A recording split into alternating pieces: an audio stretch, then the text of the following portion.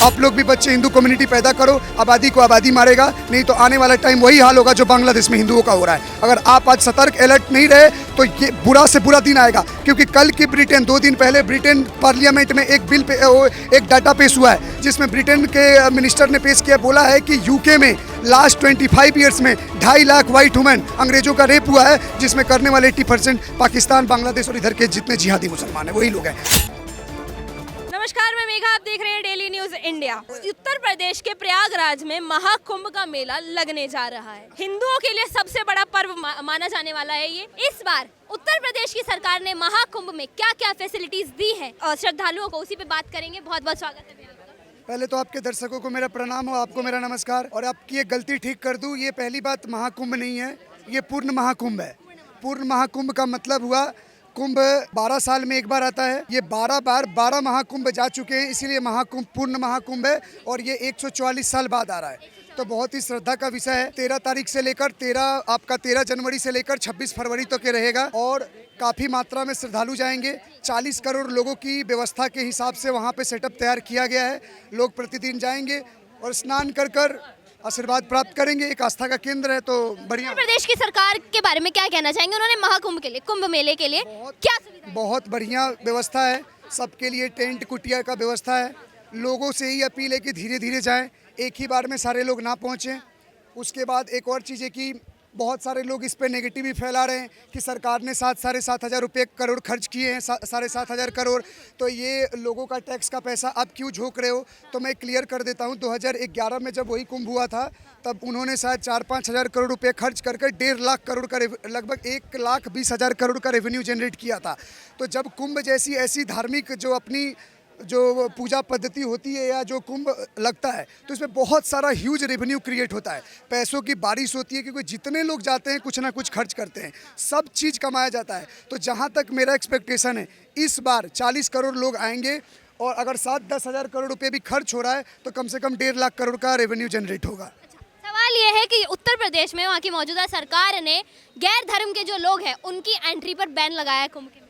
देखो, पवित्र चीज़ है, किसी के ऊपर बैन किसी के हरकतों के कारण लगाया गया है। क्योंकि आजकल आप कहीं ना कहीं देखते हो जूस में पेशाब मिला दिया गया, कुछ ऐड कर दिया जाए, 50 चीज़ उल्टा सीधा। तो फॉर सेफ्टी पर्पज़ कि हमारी आस्था आहत ना हो, उसके लिए लिया गया है। अब कोई बोलता है कि अपनी लैंग्वेज में हम काफ़ी रहे, ये हुआ है, तो भैया सिंपली यू बाइकआउट इट ना, आप मना कर दो, आप मत करो।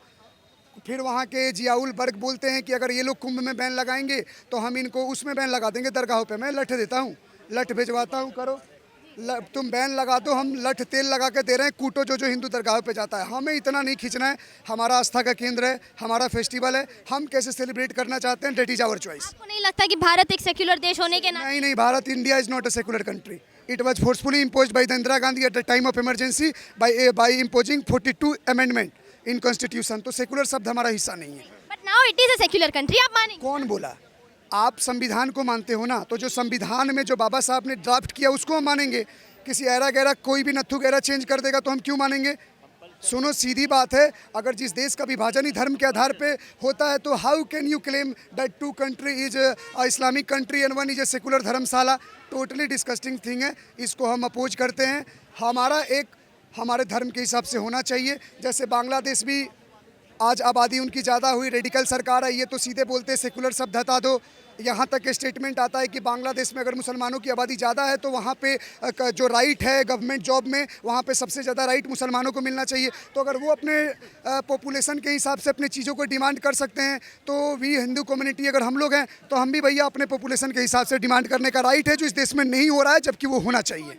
बिल्कुल। उत्तर प्रदेश की सरकार के लिए कुछ कहना चाहेंगे? योगी आदित्यनाथ के ऊपर अखिलेश यादव ने अभी आरोप लगाया, जिस हिसाब से खुदाई का कार्य चल रहा है उत्तर प्रदेश में, योगी आदित्यनाथ सीएम आवास पे भी खुदाई करवा ले, वहाँ भी वो एक नीचता का प्रदर्शन है। खुदाई में अगर मस्जिद मिल गया तो खुश और मंदिर मिल गया तो दिक्कत। ये एक इलॉजिकल चीज़ है, ये लोग करते हैं।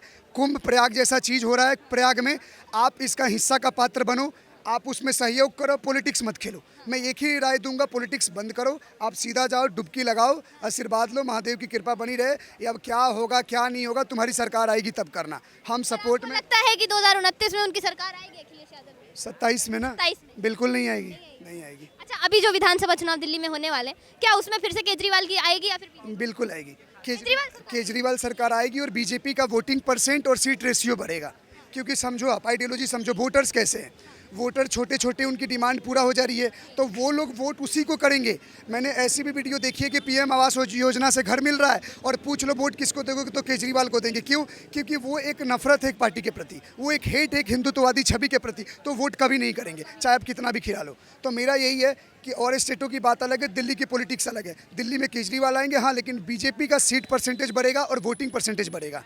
जी, केजरीवाल जी ने कहा कि महिलाओं को हम 2100 रुपए देंगे, पंडितों और ग्रंथियों को 18,000 रुपए देंगे। तो मैंने तो ये भी देखा था 17-18 लोग उनके सीमा आवास के आगे खड़े थे कि मौलानाओं को दे दो। पहले मौलानाओं को ठगो, पुजारियों को ठगोगे तो इस तरह की राजनीति नहीं होनी चाहिए। उनका चेहरा दिख रहा है, सोशल मीडिया है, कुछ घर में बात थोड़ी कर रहे हो, प्लेटफॉर्म पे बोल रहे हो, हर साल यमुना साफ करा रहे हो, तो सब बात अलग है।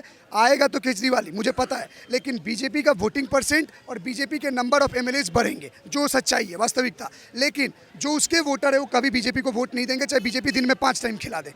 हम लोग कुंभ पे बात कर रहे थे, प्रयागराज में त्रिवेणी संगम जहाँ यमुना भी मिलती है, आज उस यमुना के राजधानी में क्या हालात है? यम देख लो, किसके कारण? नाला में तो छठ पूजा करवा रहे हैं, नाम हंसवा रखा है लोग। कहीं ना कहीं एक हद तक राजनीति बंद होनी चाहिए। केजरीवाल अपना गटर पहले साफ करें और यमुना को शुद्ध करें, बाकी प्रयाग पे कमेंट ना करें, क्योंकि प्रयाग की जो व्यवस्था है वो हमें दिख रही है। हमारे लोग हैं वहाँ पे, हम कनेक्टेड हैं, हर अखाड़े से लेकर हर लोग जो भी साधु महात्मा जाएगा उनकी प्राइवेसी सेफ्टी सब कुछ मेंटेन है। सीसीटीवी कैमरा इंस्टॉल हुए कि कुछ गड़बड़ी ना हो। और बाकी हम लोग तो पहुँच ही रहे हैं, 20 दिन हम वहीं रहेंगे, 20-25 दिन हम 9-10 को निकल रहे हैं। बिल्कुल अयोध्या, काशी, मथुरा, प्रयाग सब हम अपना 10-15 दिन का। पहले की अगर बात करी जाए तो कोई भी हिंदू की यात्रा तक निकलती थी उत्तर प्रदेश में तो उसके ऊपर पत्थरबाजी होती थी। इस बार बहुत बड़ा मेला होने वाला है, बहुत बड़ा। पत्थर तो पहले भी चलती थी, पत्थर आज भी चल रही है, लेकिन पहले के ट्रीटमेंट में आज के ट्रीटमेंट में फ़र्क है। आज तुमने पत्थर चलाई तो वहाँ स्टेशन बन रहा है, पुलिस स्टेशन देख लो जाकर, बड़ा सा लिंटर तक डल गया, प्लस्तर तक होने लगा।